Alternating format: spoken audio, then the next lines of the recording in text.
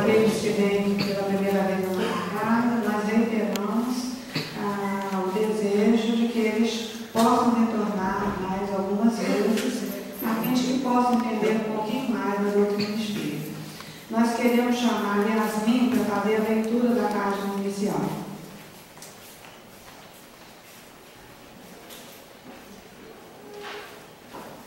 Valorização da vida. Conta-se que Alexandre da Macedônia, o grande imperador da antiguidade, ao encontrar Diógenes de Sinope, um famoso filósofo da Grécia Antiga, lhe teria perguntado o que mais desejava. Acontece que, devido à posição em que Alexandre se encontrava, fazia-lhe sombra pedindo que a luz o alcançasse. Diógenes, então, olhando para o sol, afirmou: não me tires o que não me pode estar. Constitui seu sistema filosófico no desprezo das riquezas, das convenções sociais e na obediência exclusiva às leis da natureza. Andava descalço, dormia debaixo dos pórticos, enrolado na sua única e pobríssima capa, e tinha por frente a residência um tonel, que se tornou popular em toda a Grécia. Diógenes ficou associado a diversos acontecimentos que demonstram as suas ideias éticas, as únicas a que dá verdadeira importância. Ao tratarmos do assunto suicídio, nos apropriamos das palavras deste filósofo e afirmamos: nenhuma pessoa pode destruir o que não pode criar, ninguém pode tirar o que não pode dar. O suicídio é um gesto de autoviolência, e por trás deste ato de sono existe sempre um pedido de socorro. Ele não é uma solução para as dores humanas, pois ao pensarmos que nos furtamos das dificuldades da vida, cometemos o delito de desprezar o divino remédio que a dor nos proporciona. O autocídio representa debilidade na fé, falta de perseverança, fraqueza diante dos golpes da desventura, fragilidade para enfrentar as consequências dos males por nós provocados e responsabilidade perante a própria existência.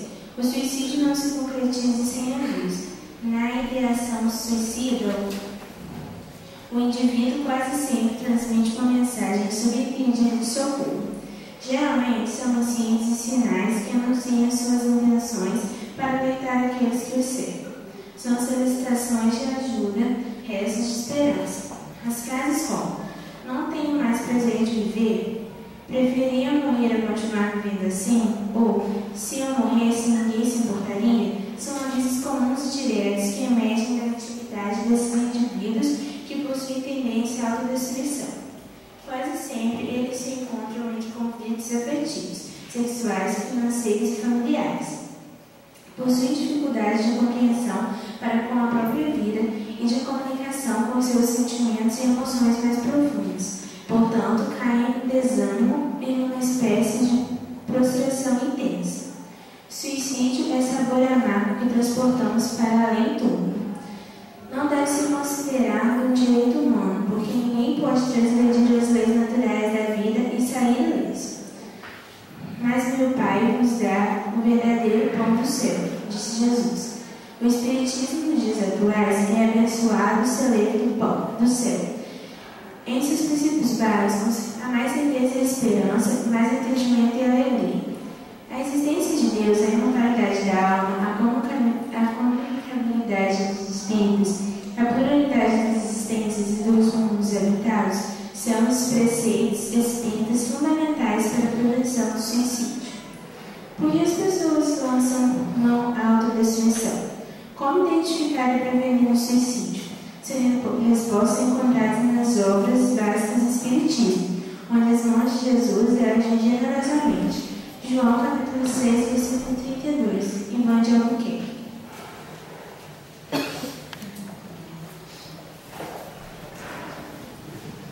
Vamos então fazer a nossa prece inicial. Deus Todo-Poderoso, nosso Pai de amor, de ventura, de bondade, Jesus, divino mestre de nossas almas, médico nosso, amigo e companheiro, espíritos amigos aqui presentes nessa hora, que vem, Senhor, nos auxiliar, a fim de que nós possamos ouvir as palavras de verdade e vida, para que elas calem fundo em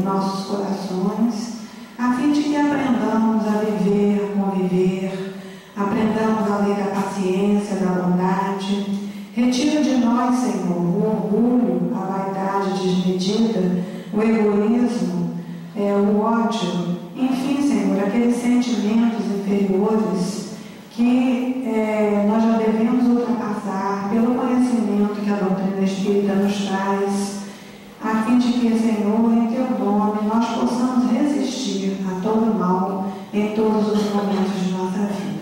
Ampara-nos a todos, Senhor, encarnados e desencarnados, aqueles que estão aqui nesse momento para ouvir palavras do Evangelho de consolo, de esperança, e que, Senhor, a Tua paz possa reinar em nosso ambiente mais uma vez nessa noite.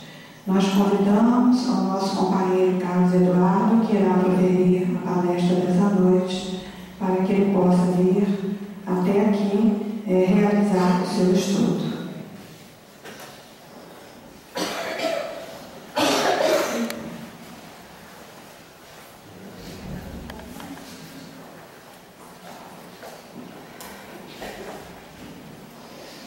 Meus queridos irmãos, que a paz do nosso Mestre Jesus esteja em nossos corações, nos amparando, nos fortalecendo e cada vez mais nos tornando mais aptos a compreender os seus ensinamentos através do Evangelho, relembrado pela doutrina espírita, para nos dar o discernimento de melhorar a nós mesmos cada vez mais, nos tornando espíritos melhores e contribuindo para um mundo melhor também.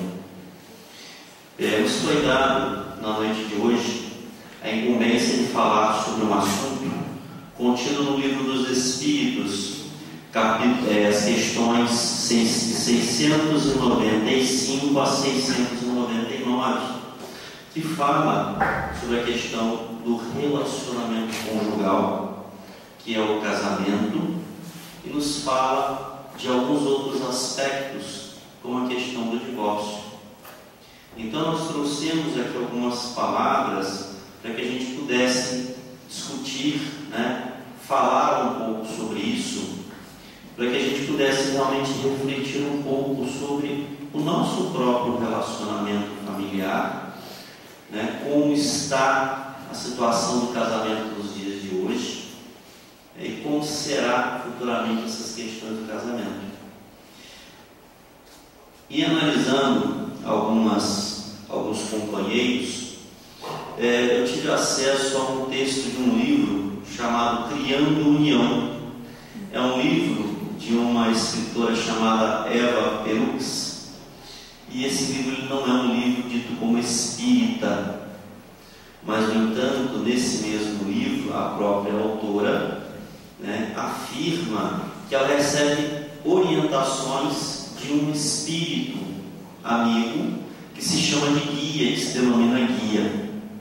Então, nesse livro tem uma frase interessantíssima que eu quis iniciar o estudo com essa frase. Essa frase ela fala o seguinte: se a vida é uma escola, o relacionamento familiar é uma universidade. E é interessante esse aspecto desse livro, porque ele fala do significado espiritual dos relacionamentos. E olha que não é espírito, imagina então se fosse. Tem um espírito que intui ela. Então nós sabemos que a espiritualidade se manifesta de diversas formas, em diversos locais, sob diversas religiões, para nos instruir ao bem. E é interessante essa questão do relacionamento afetivo como uma escola ainda mais aperfeiçoada, mais, vamos dizer assim, que nos exige ainda mais do que a própria vida, do que o próprio reencarno no planeta.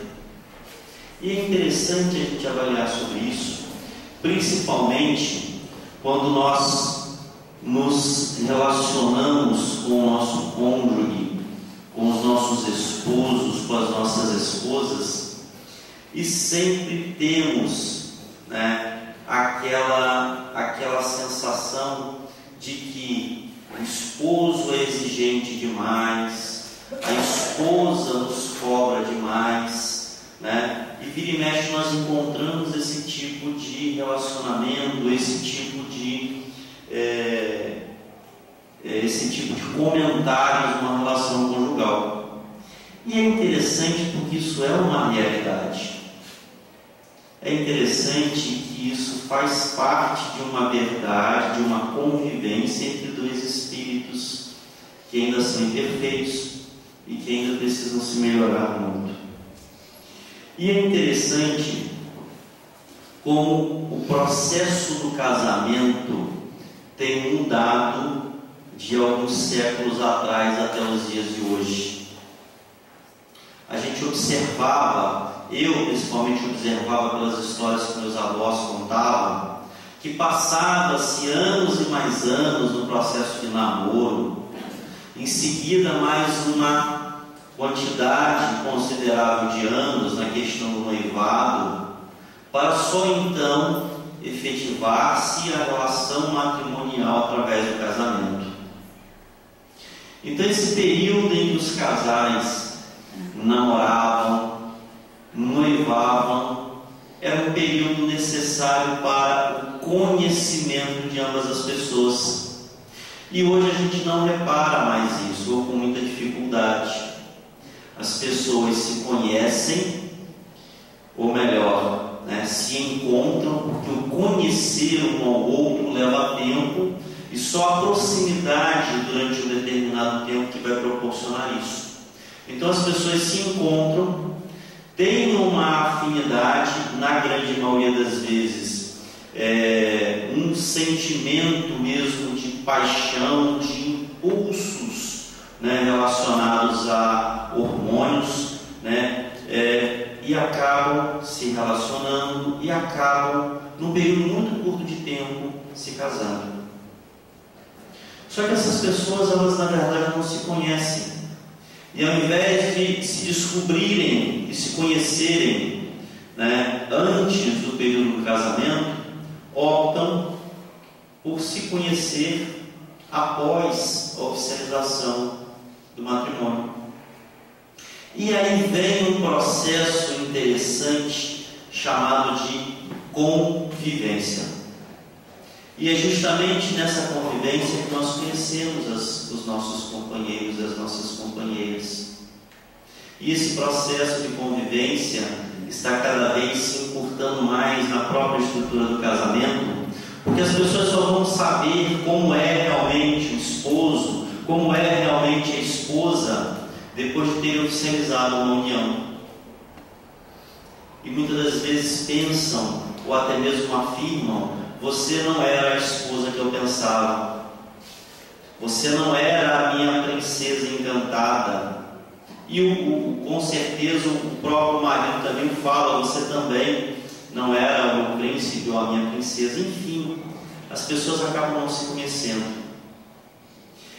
E é interessante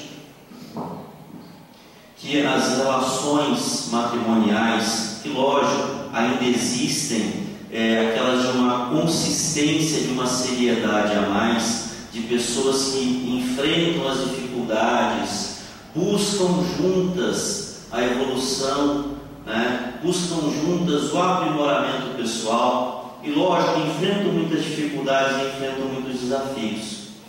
E é interessante como esses casais se relacionam. E mesmo esses casais com um relacionamento mais concreto, mesmo entre eles existem as suas discórdias, as diferenças de opiniões, e o que é absolutamente normal e necessário para a nossa evolução. Eu não sei se a gente já reparou, mas sempre temos no nosso cônjuge, na nossa esposa, no nosso esposo, aquele companheiro que nos aponta determinados erros, determinadas falhas na nossa estrutura, na nossa vida, no nosso comportamento. E é sempre a esposa que cutuca: olha, meu bem, você fez isso, está errado, não faça desse jeito. E nós também retribuímos, vamos dizer assim, e também apontamos determinadas situações que o marido ou que a esposa precisa melhorar. E isso faz parte dessa grande universidade que é o casamento. Porque na verdade o nosso cônjuge, os nossos esposos, as nossas esposas, servem como verdadeiros espelhos para nós, refletindo as exatas imperfeições que nós precisamos melhorar, que nós precisamos nos burilar.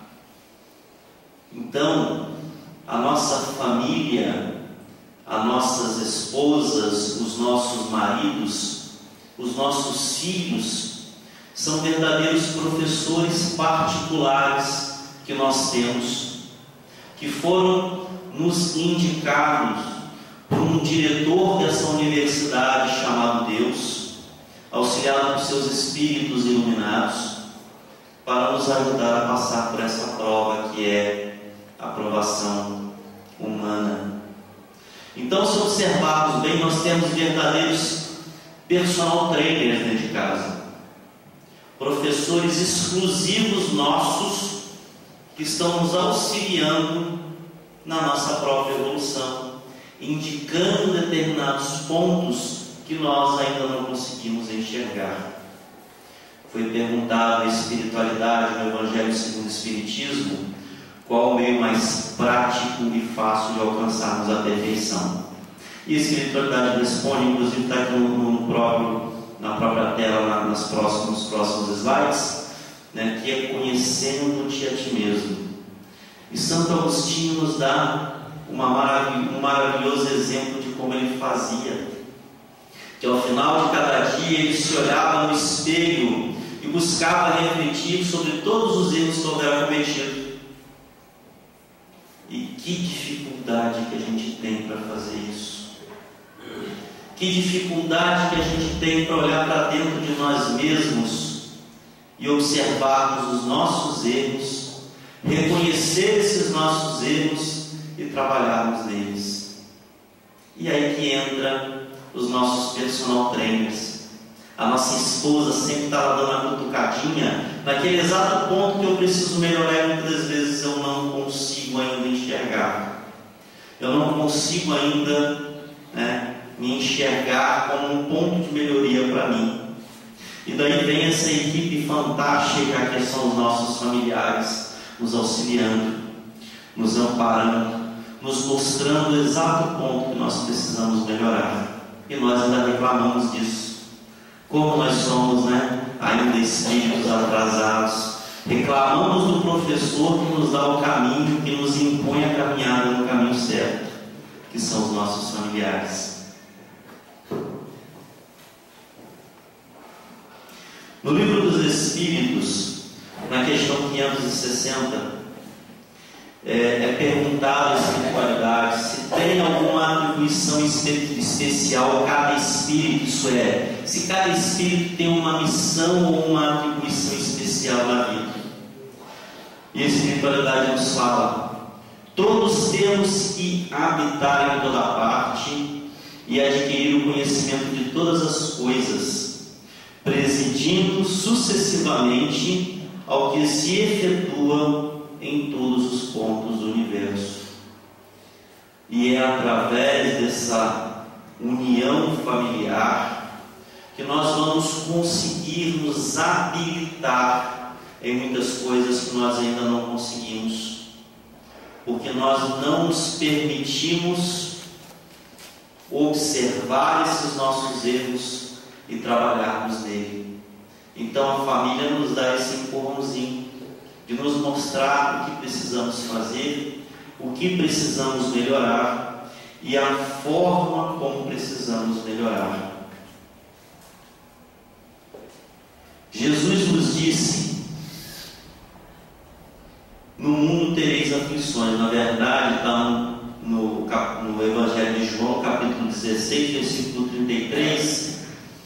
Tenho-vos dito isso, para que em mim tenhais paz. No mundo tereis aflições, mas tende bom ânimo, eu venci o mundo.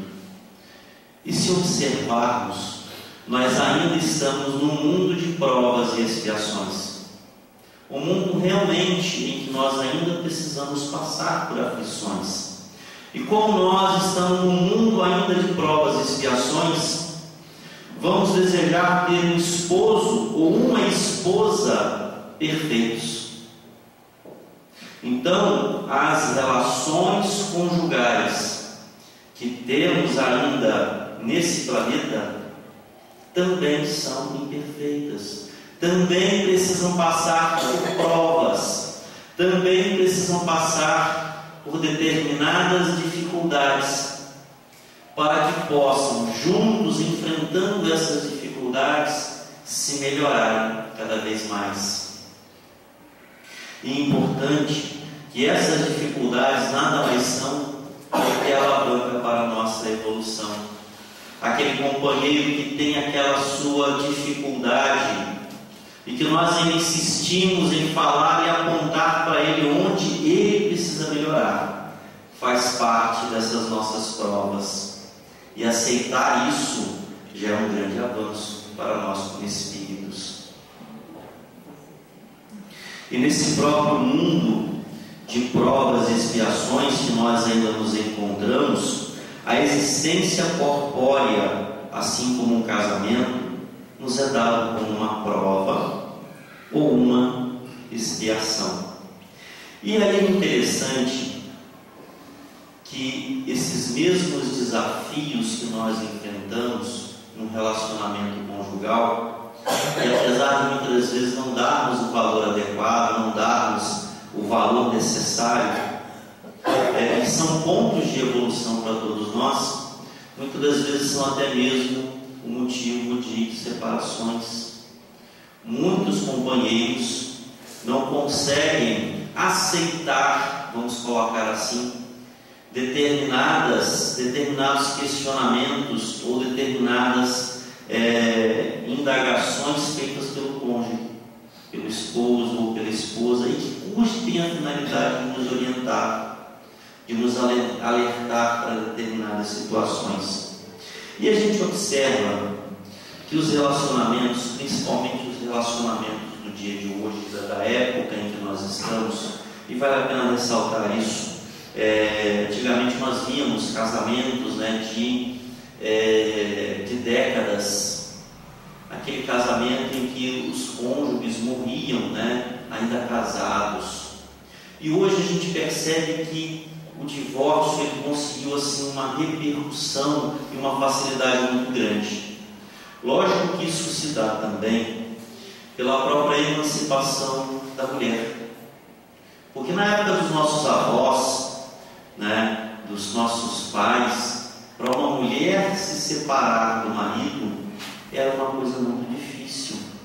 Ela não tinha um amparo depois da separação, ela não tinha quem a amparasse, Então muitas mulheres permaneciam ao lado dos seus maridos, mesmo subordinadas, passando por determinadas provações necessárias para o próprio burilamento, mas como diria o outro, uma vontade irresistível de ir lá jogar uma aguinha fervendo na orelha dele, E quais não são os relatos de muitos casais que quando o marido vem a falecer, graças a Deus, agora eu vou viver minha vida. E nos conta alguns companheiros da espiritualidade que um casal que vivera junto ficara casado durante quase 80 anos. 80 anos de convivência. E chegam ao plano espiritual. E lá no plano espiritual a esposa fica sabendo que terá que retornar à carne. E qual não foi sua surpresa? Junto com o mesmo marido, e os dois novamente como marido e mulher. E ela reclama: poxa, mas eu já aturei esse traste durante 80 anos. Eu vou ter que reencarnar para aturá-lo mais um tempo. Qual foi o que o amigo espiritual lhe revelou?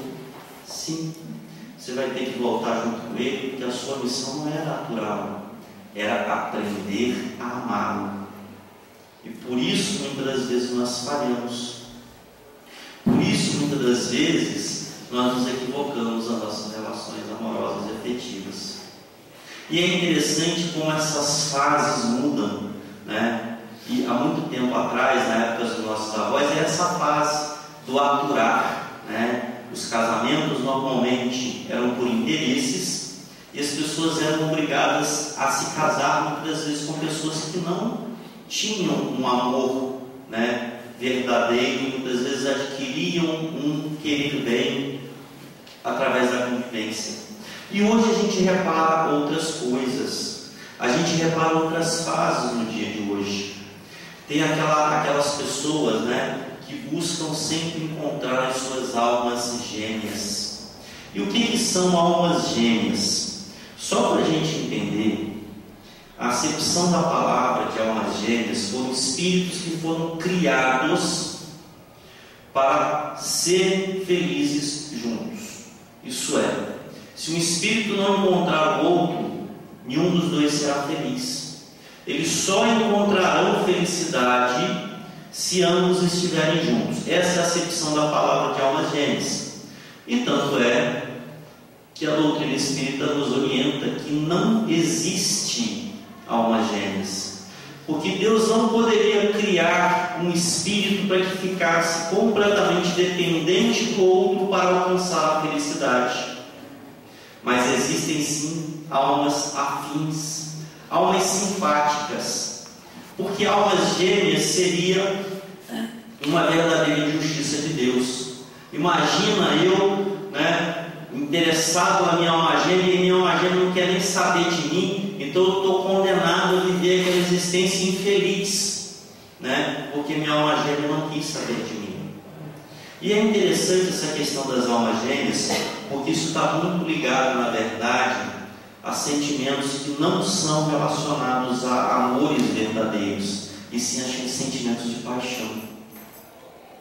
Eu conheço um amigo meu que mora em Laje, inclusive é meu aluno, que só no período de 5 anos ele encontrou 3 almas gêmeas diferentes.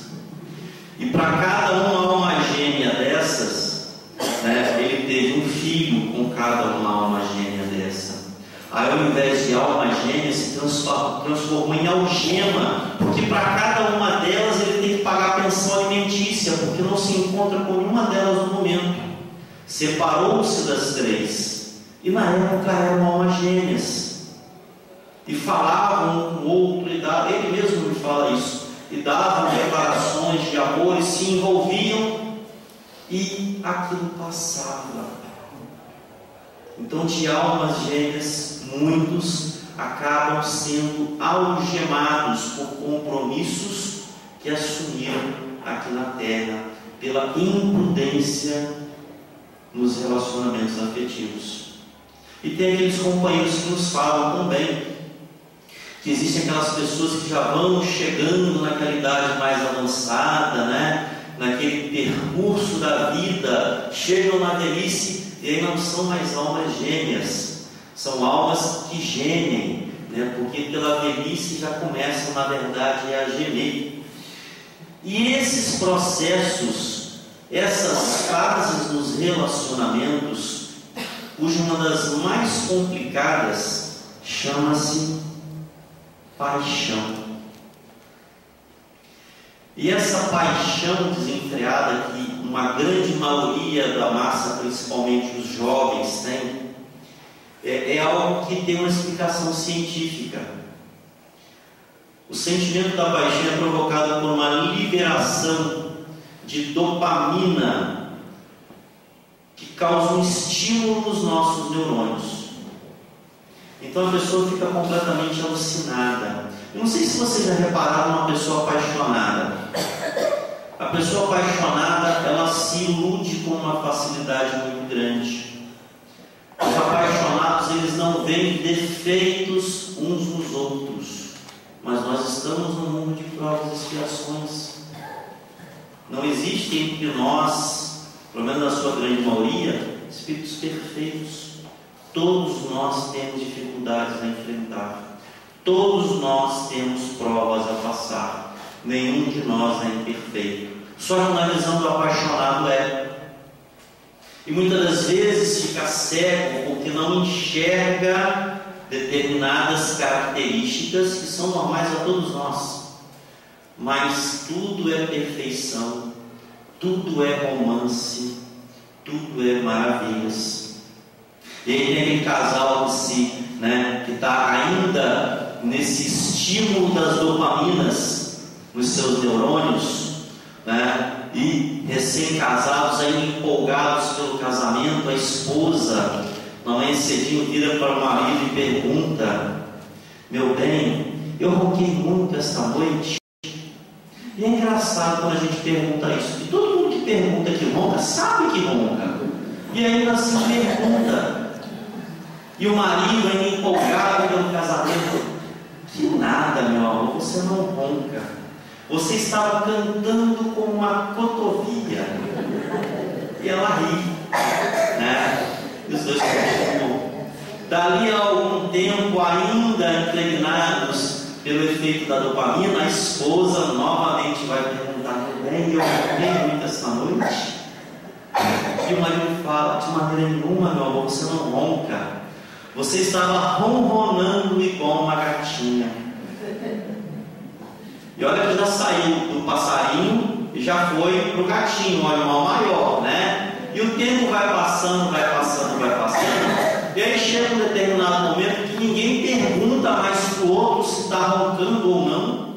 E muitas das vezes só o que aparece é aquele hematoma roxo aqui do lado, porque dá uma cotovelada no companheiro, né? Eu já recebi algumas, e dá aquela cotovelada no companheiro quando mesmo está roncando. E ninguém pergunta mais se está roncando, e ninguém associa mais ao ronco a um pássaro ou a um animal romântico. Então a paixão é um pouco assim. A gente tem aquela ilusão que tudo são maravilhas. E quando nós nos deparamos, quando esse processo químico no nosso organismo acaba, nós nos deparamos com uma realidade. Um espírito imperfeito que depende ainda de nós e dele próprio para evoluir. E na grande maioria das vezes, ou melhor, na grande maioria não, em algumas vezes, quando esse efeito da dopamina acaba, os companheiros não conseguem aceitar os defeitos do outro. Acha que o problema é muito sério. E tem aquelas várias frases, né? Você não era assim, você não era dessa forma, pelo contrário, era dessa exata forma, a pessoa era desse jeito, só que a paixão não permitia enxergar esses defeitos da pessoa. E a própria espiritualidade nos fala que a paixão, esse sentimento químico da paixão, ela de certa forma, ela é necessária para o próprio espírito. Nós sabemos que o sentimento da paixão são sentimentos que promovem o impulsionamento do homem. Uma pessoa que tem paixão pelo trabalho e direciona essa paixão da forma correta, essa pessoa ela vai conseguir alcançar objetivos muito maiores. E também é esse próprio sentimento da paixão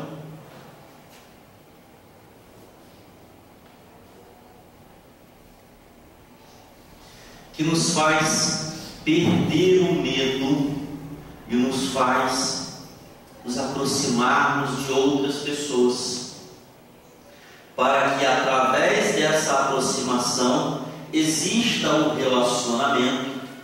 No início, lógico, movido pela paixão, algumas mais acentuadas, outras mais modestas e equilibradas, mas existe ainda em todos nós o sentimento da paixão. E esse sentimento, esse processo químico auxilia justamente na aproximação das pessoas. Tira-se o medo da aproximação. Então as pessoas conseguem se unir e, consequentemente, dali, iniciar um relacionamento. Mas o interessante é que essa paixão, que é normal ainda de todos nós, possa ser controlada e agirmos, lógico, pelo amor, pelo relacionamento novo, mas também pela razão e pela lógica. Não que tenhamos que ser robôs, mas que sejamos pessoas buscando o equilíbrio. Porque quando esse efeito da dopamina acaba nos nossos neurônios, nós precisamos cultivar sentimentos mais nobres. E esses sentimentos mais nobres nada mais é do que o amor. O amor é o sentimento nobre que mantém aquela relação entre os casais, mesmo após aquele impulso mais vigoroso da paixão. É o desejo de querer bem, é o desejo de estar próximo àquele companheiro, compreender que aquele companheiro faz parte do seu aprendizado evolutivo. E aí vem a pergunta: qual o meio mais prático e eficaz que o homem tem de se melhorar nesta vida e de resistir à atração do mal? Um sábio da antiguidade disse: conhece-te a ti mesmo. E que dificuldade a gente tem para se conhecer. E é por isso que no relacionamento equilibrado nós temos esse nosso espelho, esse nosso personal trainer, para nos indicar aquilo que nós precisamos melhorar. Num relacionamento equilibrado, onde mesmo as paixões passam, mas o sentimento de amor permanece, nós conseguimos evoluir com esse nosso professor particular, porque ele está sempre nos pontuando determinadas ações ou atitudes que nós precisamos fazer. E é interessante que existe uma certa ideia equivocada de determinadas pessoas, até nem fazem por mal, às vezes fazem por falta de conhecimento. E é interessante como que as pessoas muitas das vezes desejam mudar a forma de ser das outras pessoas. Eu tenho um casal que hoje, graças a Deus, reassumiu o casamento.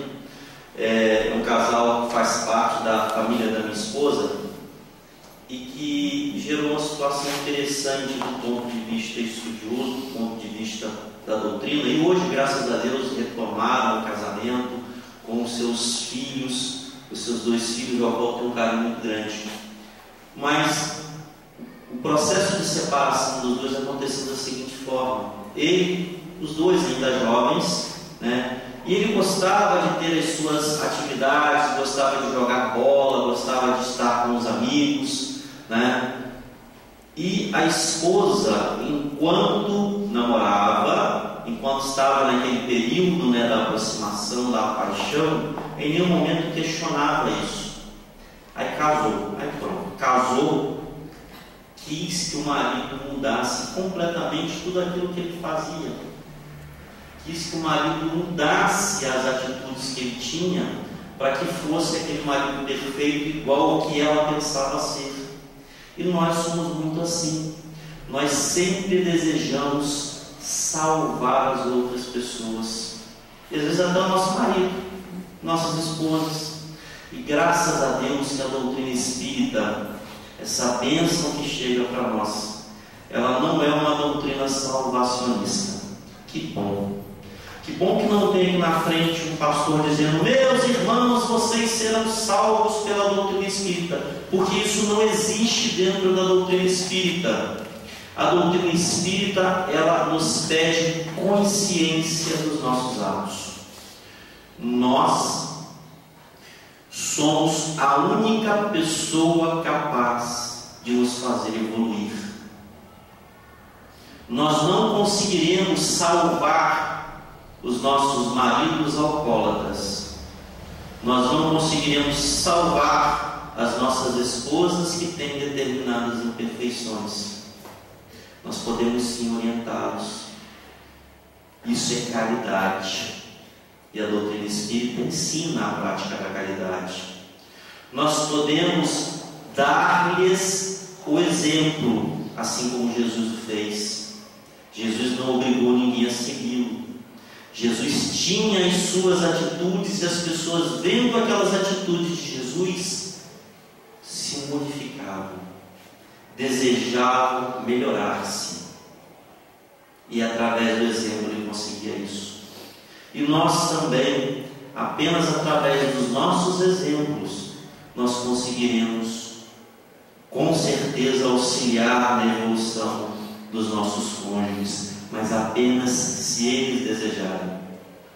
apenas se eles quiserem evoluir. A doutrina espírita nos ensina que nós não estamos aqui para salvar ninguém, nós estamos aqui para evoluir. E quando um cônjuge nos fala uma das nossas imperfeições, nos aponta algo, e quando nós compreendemos que aquilo que ela está apontando eu preciso trabalhar, então eu me melhoro naquilo, então eu consigo evoluir.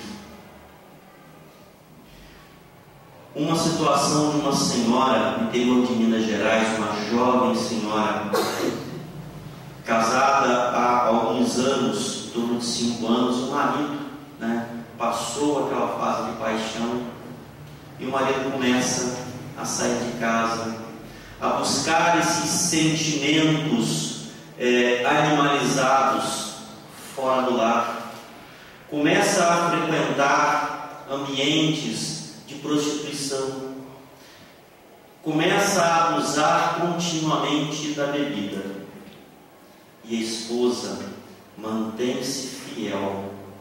A esposa mantém-se em casa, orando pelo companheiro, orando e fazendo a sua parte, sendo a esposa, a mãe dos filhos, da melhor forma que a sua condição espiritual lhe permitia. E aí vem sempre aqueles companheiros, vizinhos, amigos, sempre cochichar no ouvido. E é interessante isso, a quantidade de irmãos que nos influenciam às vezes para tomar decisões erradas. E chegavam aquelas comadres e falavam: olha, o seu marido está te traindo, faz a mesma coisa com ele.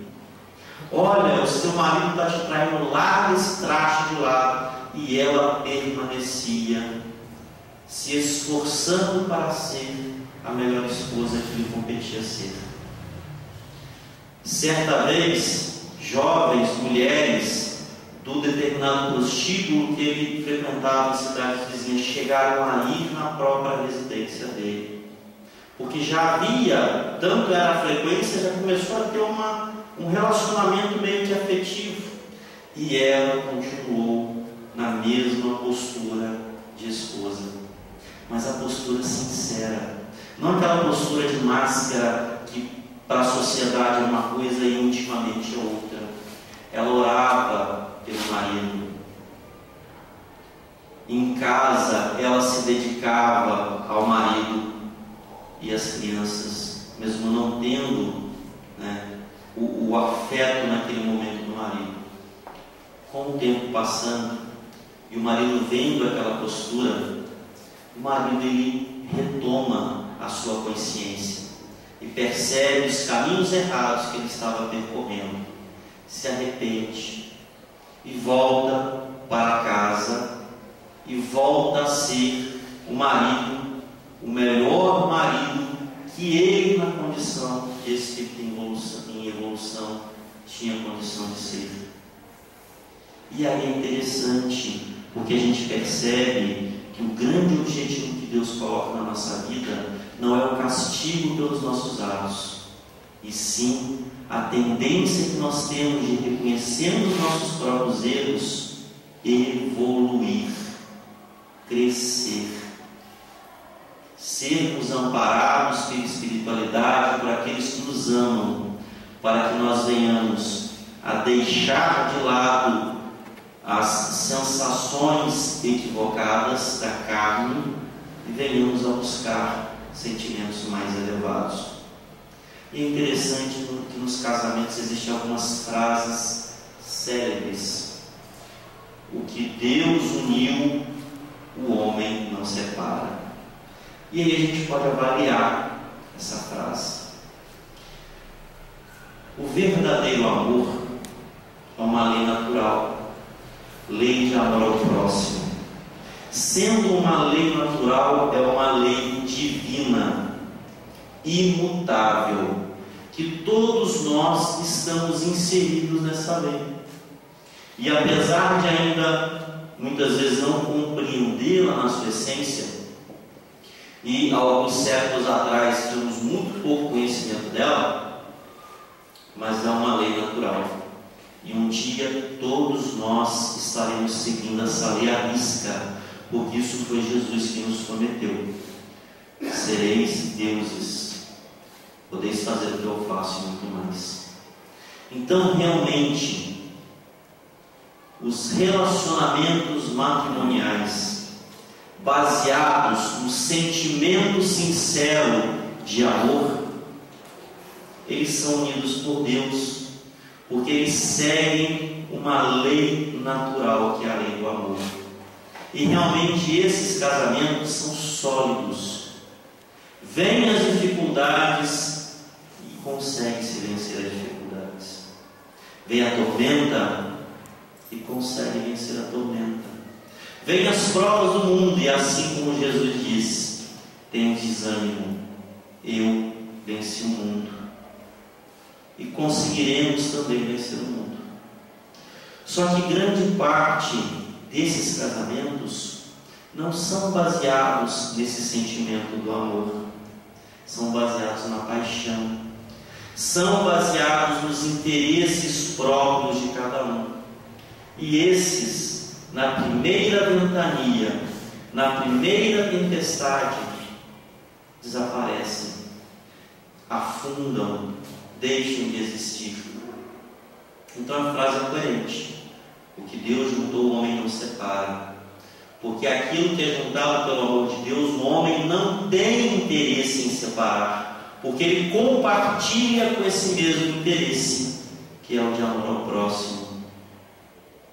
Mas aquele que é consolidado pela paixão e pelos interesses, com certeza não segue ainda essa lei de amor.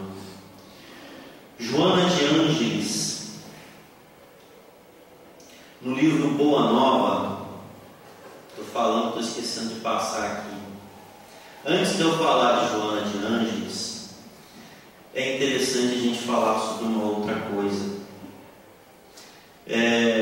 Um companheiro de ideal espírita fez um comentário uma vez e eu fiquei refletindo sobre aquele comentário.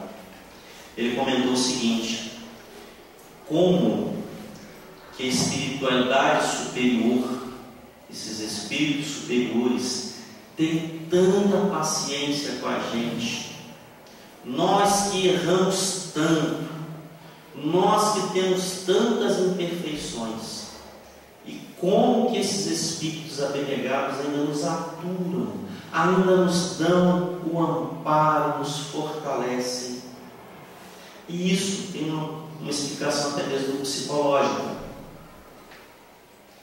Quando nós emitimos sentimentos, nós criamos uma vibração em torno de nós, que a psicologia chama de projeção. Então nós projetamos o nosso eu, projetamos os nossos sentimentos inferiores, as nossas características inferiores. Esses espíritos superiores, eles já passaram por essa fase. Então eles não sofrem mais nenhuma influência dessas nossas projeções. Esses nossos sentimentos inferiores, para eles, são vistos como espíritos em evolução que estão passando por erros que eles já não passam mais. Então eles não se sentem ofendidos com esses nossos sentimentos. Eles não se sentem ofendidos com essas nossas ações, porque eles estão muito acima disso. Mas é interessante que quando nós nos relacionamos com pessoas no mesmo mundo e numa classe vibratória semelhante, porque todos nós estamos numa mesma classe vibratória de evolução, e os nossos cônjuges, por exemplo, é interessante que eles ainda conseguem captar essas nossas projeções. E o interessante é que quando nós temos um problema e quando enxergamos uma outra pessoa com o mesmo problema, nós ficamos extremamente incomodados.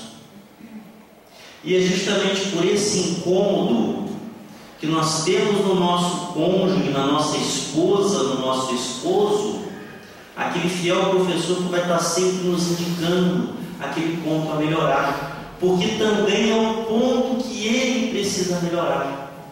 E ele se sente incomodado quando ele vê essa inferioridade, essa imperfeição sendo cometido por outra pessoa. Então ele acaba se sentindo incomodado e fala: você precisa melhorar nisso, ou você tem que melhorar nesse ponto. E muitas das vezes a gente até pensa, lá em casa eu só penso que se eu falar eu posso apanhar da esposa, minha professora é brava, né? E às vezes eu penso, ela fala uma coisa, poxa, mas ela também cometeu esse mesmo ato numa outra oportunidade. E aí a gente reflete que nós estamos no mesmo patamar. E ela fala porque ela se sente incomodada, porque ela também faz, ela também comete esse equívoco. E são esses equívocos que nos fazem crescer.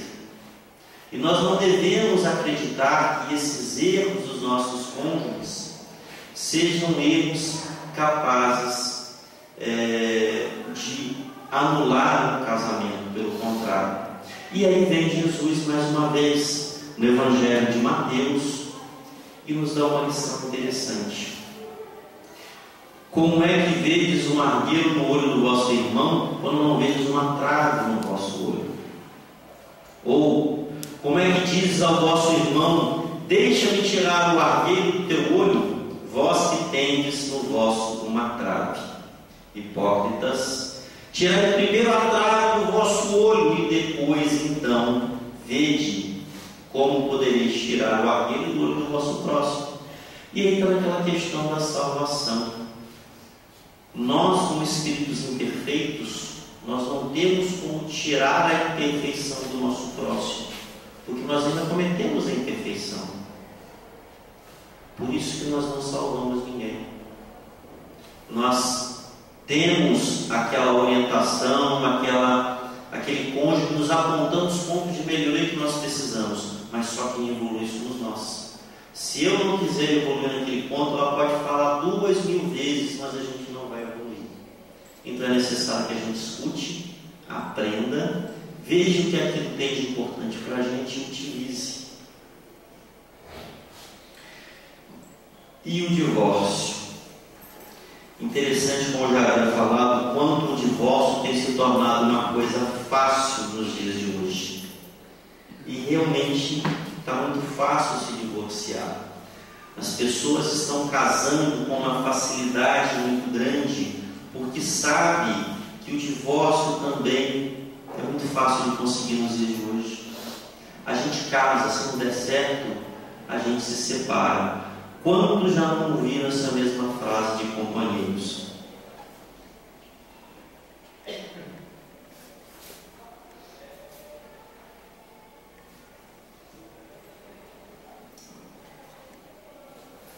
E é interessante em questionar se a doutrina espírita ela é a favor ou é contra o divórcio. E na questão, essa aqui não. E na questão 697, Kardec justamente faz essa pergunta à espiritualidade.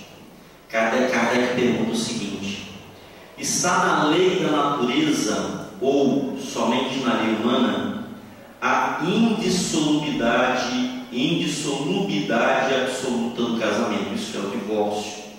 O divórcio faz parte da lei natural ou lei de Deus, ou é uma lei dos homens? E a espiritualidade é uma lei humana muito contrária à da natureza, mas os homens podem modificar suas leis.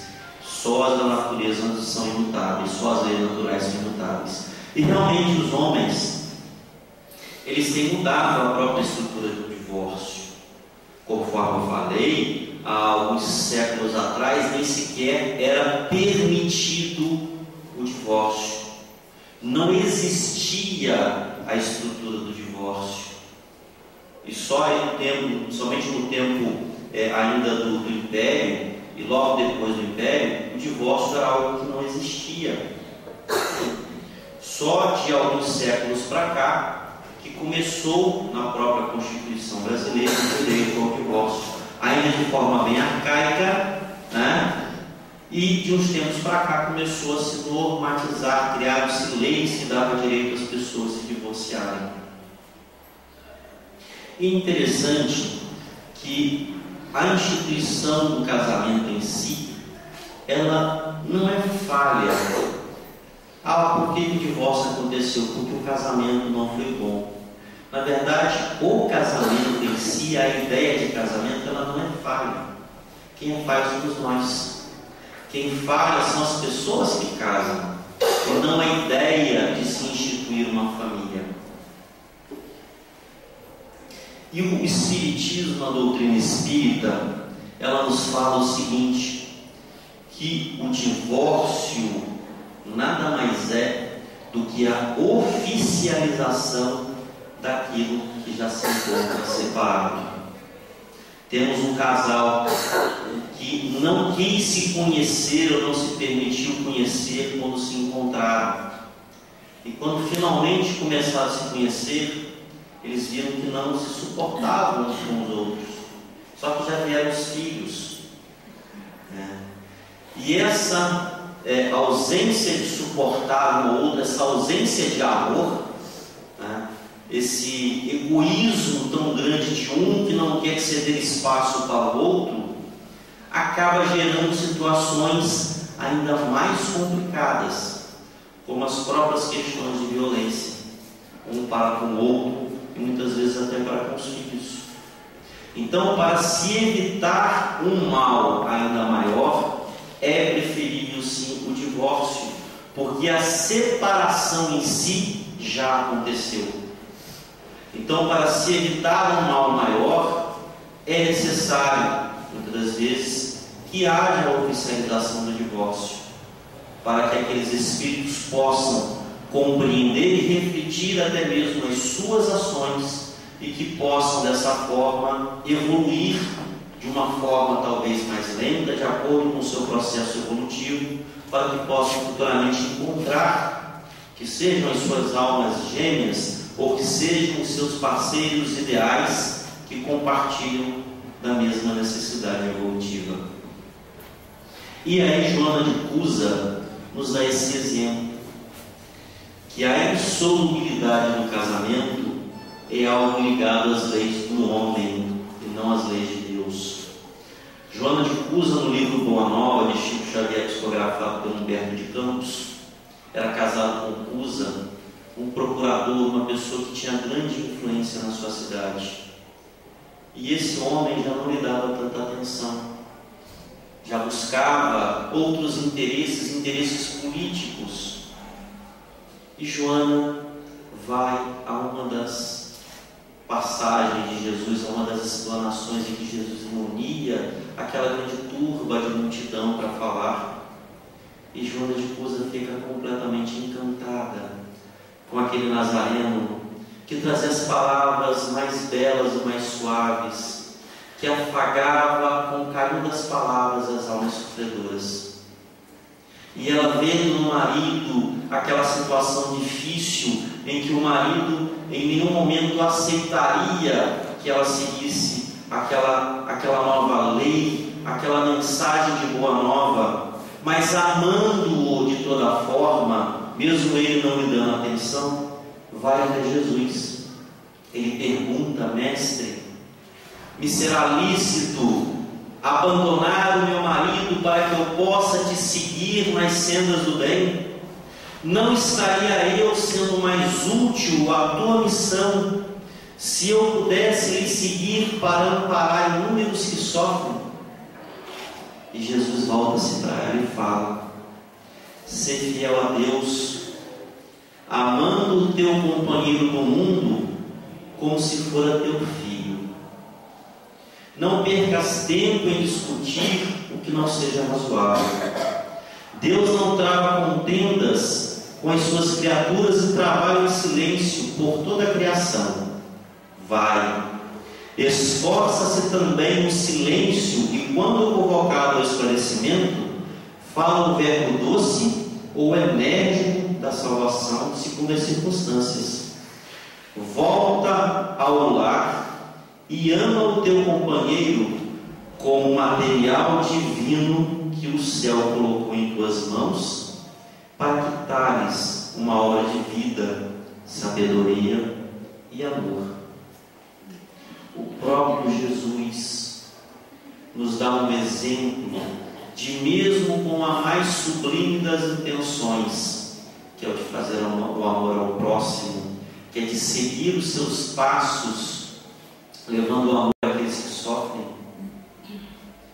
Missão maior nossa seria auxiliar aquele que faz parte, que Deus colocou ao nosso lado, para caminhar junto conosco, os nossos familiares. Amparando os nossos familiares, estaremos fazendo uma caridade maravilhosa para aqueles que Deus colocou ao nosso lado, para evoluir junto de nós, para crescer junto conosco. E quão bom não é quando esse mesmo cônjuge nos acompanha nas sendas da vida, nos acompanha nas sendas que nós escolhemos para traçar, que seja no ambiente religioso, seja na casa espírita, em qualquer ambiente que seja. Mas se isso não é possível, que possamos, através do exemplo de Jesus, seguir a nossa jornada, mas em nenhum momento desamparar o nosso cônjuge, ou abandonado a pretexto de fazer o bem em outro lugar, porque dessa forma não estaremos fazendo bem, estaremos abandonando um espírito que certamente necessita do nosso amparo, certamente necessita do nosso amor. E a doutrina espírita, esse bem maravilhoso que vem nos instruir e nos esclarecer, que nós não podemos salvar ninguém, mas podemos contribuir com o nosso exemplo para que os outros se salvem, para que as pessoas encontrem o caminho mais apropriado a seguir. E assim fez Jesus, e assim Ele espera que nós fazemos.